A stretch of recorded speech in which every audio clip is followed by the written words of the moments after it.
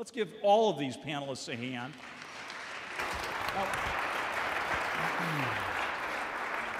what I asked them to do is I asked each of them to take about 10 minutes and tell us a little bit about the context within which they lead and create change in Chicago. And in that 10 minutes, I wanted them to end with, what advice would you give to the next mayor of Chicago, whoever he or she may be? With that, I thought, Madeleine, come on up to the podium. Tell us about what you've been doing at the Museum of Contemporary Art. Thanks, Michael. I want to begin by way of advising the mayor. I would pose 4 questions by way of advising the mayor. How will you speak fluently to the multicultural city we live in as we head towards a minority-majority nation within 30 years? How will you incorporate the technology-driven participatory culture Chicagoans live and breathe into the next iteration of city life? How will you respond as college education in the US slips in ranking worldwide while our education system remains among the most expensive universally? And finally, do you and your constituency understand the importance of art in people's lives? Not only the arts as inspiration and amenity, but the arts as economic engine, a catalyst for jobs and tourism, a vehicle for educating thousands of school children, a primary enhancer of neighborhood life and community engagement, and a primary attractor for knowledge workers to move to this city. Now, I asked the next mayor these questions because I ask myself the same questions every day. There are the meta trends, an increasingly globally connected environment, technology, education, the rise of a highly diverse set of millennials that touch down locally in innumerable ways and that touch my museum, the Museum of Contemporary Art Chicago, or MCA, very deeply. For example, what does an online world mean for the physically bound museum and the primary experience of an artwork? Where will the MCA's audiences come from, given the poor future for US public education? What offerings can compel an increasingly diverse audience base? And finally, how do we stand as a world-class institution while best serving Chicagoans, our most important constituency? So the last question is the one that I want to begin with, and it's rooted in one word: engagement. Let's see if I can change that. So let me begin by laying out a little historical context. Since 1967, from the moment the MCA Chicago opened its doors, our very first exhibition set the tone. This is a picture of the show, Pictures to be Read, Poetry to be Seen. It was a group show that included happenings,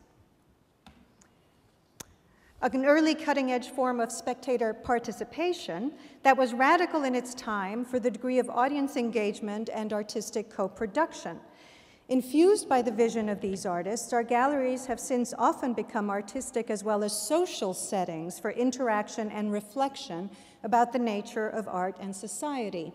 The legacy of this kind of work can be found again and again in our programming, as in the case of Theaster Gates's 2009 project, for which Theaster built an extraordinary environment here and at Little Black Pearl in Chicago's South Side for artists and audience members to create events together. We at the MCA are often talking about how to build the best architecture of participation for a civic-minded contemporary art museum in the 21st century. By architecture of participation, I mean the infrastructure as well as the programs that create this balance of bringing artists and audiences together. We aim to be among the few museums that are striking that balance of authority and participation, sharing and learning, leading and listening simultaneously.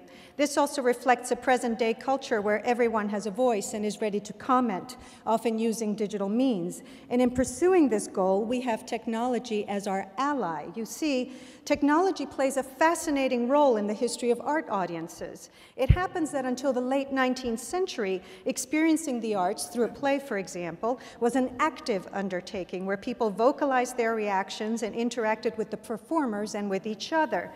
The advent of electricity in the late 19th century, specifically in 1880s Parisian theaters, moved audiences quite literally into darkness. And as such, new codes of public behavior soon meant that art audiences were silenced.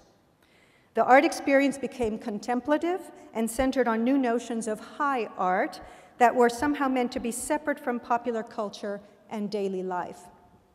If changes in technology and society then helped produce a passive audience, changes in technology and society now provide tools for creating new forms of engagement that allow arts audiences the opportunity to participate in shaping the meaning of an arts event. At the MCA Chicago, we are seeking to become more relevant, measuring ourselves not only by attendance, but by engagement and the depth and quality of our public's experience. In this process, we shift our thinking from the notion of audience to the notion of engaged participant. In this way, the MCA is evolving into a civic institution, moving from a strictly aesthetic authority to a participant in a public dialogue. People are hungry for civic dialogue, and this is where I feel the museum can play a very important role.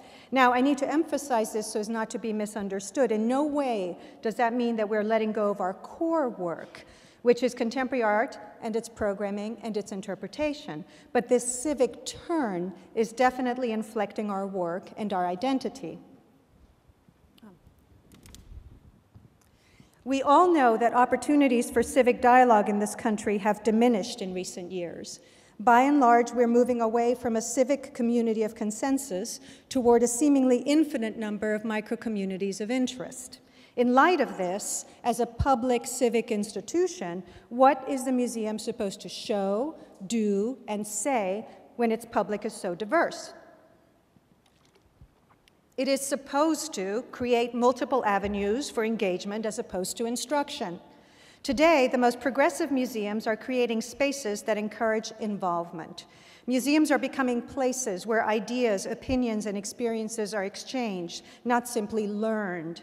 The Museum of the 21st Century speaks powerfully to engagement as central as opposed to marginal. And in this, we are being led by artists like Jeremy Deller's installation shown here in our galleries, who are increasingly creating participatory, collaborative, and educational experiences as art. Artists like Olafur Eliasson in his art pavilion in London, on the left, and Anish Kapoor have created artworks that act as social meeting places. As has been the case since the MCA's founding, it is the artist who is at the center of our decisions and our offerings. But we are also responding to our audiences who have become used to creating, commenting, friending, and engaging with each other in extremely participatory ways. And this leads me to share with you the MCA Chicago's vision to be a top 21st century art museum, an artist-activated, audience-engaged platform for producing art, ideas, community, and conversation around the creative process in order to be a consciousness leader of local necessity and international distinction. This 21st century MCA ethos, artist-activated, audience-engaged, 50-50, is clearly evident across our offerings. Now, in welcoming audience participation, these offerings also have the effect of upending one of the museum's traditional roles, that of indisputable authoritative source. And so we are put in the position of asking, how are we necessary? We are necessary because we remain the conduits for bringing the power of tangible, potent art experiences to you. Art experiences that will change you and your perception of the world around you. And we are necessary because in a culture where we all have access to a multitude of information and opinions, acting as consciousness leaders is one of our great values. What I mean by this is that the MCA is a trusted space for meaningful artistic experiences and dialogues that powerfully affect people. To be relevant and necessary, now and in the future, the MCA has to be a leader in the conversation, a trusted resource. But as we're doing that, we will increasingly welcome discussion, dissension, opinion, and disagreement.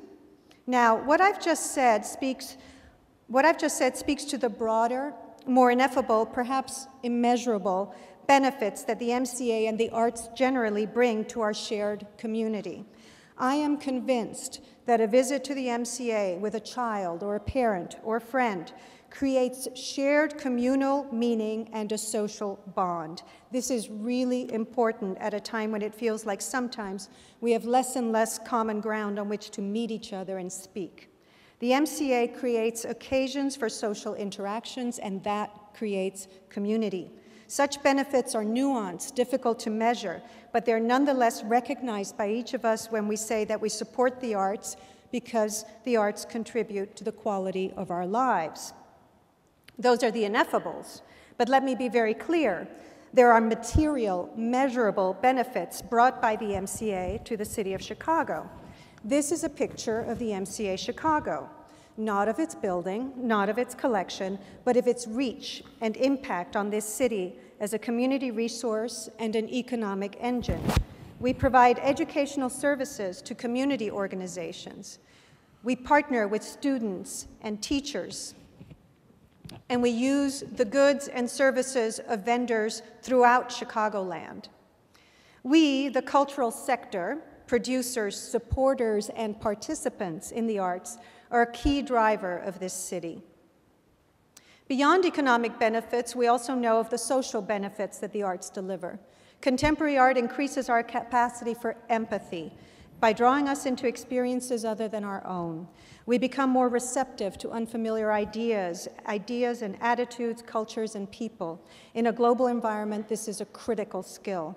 We also know that participation in arts activities improves creative thinking, and as this is improved, so too is our city's social capital.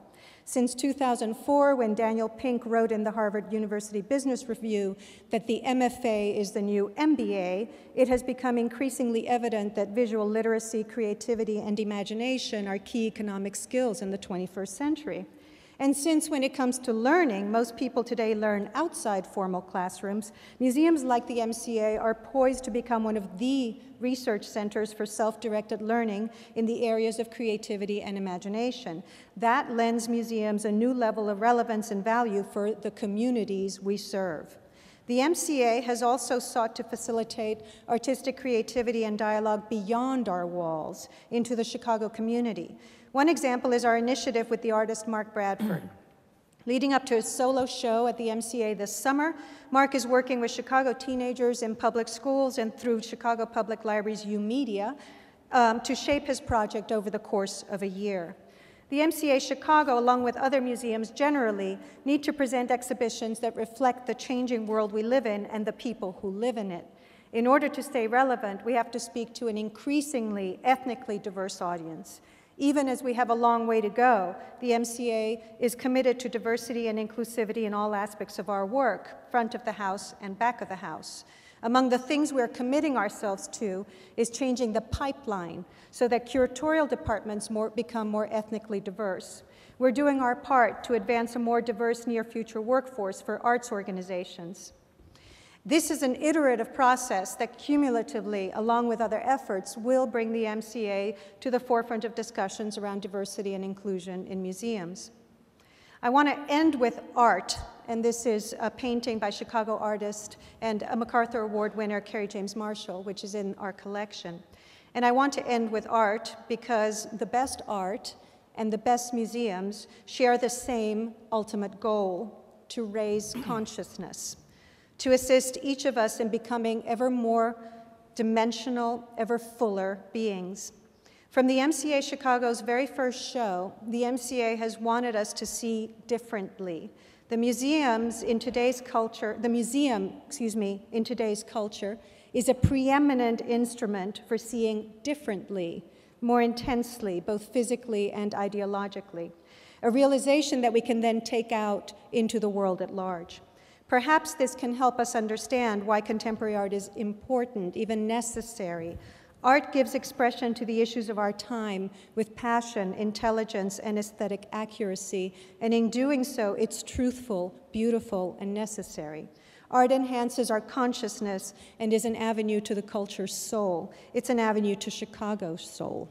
Thank you. I back on? Thank you. Madeleine, thank you, and I'm sorry we're rushing you. The questions I would like to ask would be questions about why, when you were born in Peru, you studied at the Sorbonne, you've been a curator at the Art Institute, you have degrees from Columbia, you could be anywhere in the world, and of course you've chosen to be here, and I think your energy and passion for Chicago is evident. Museums are no longer temples on the hill. This is a museum executive who's engaged.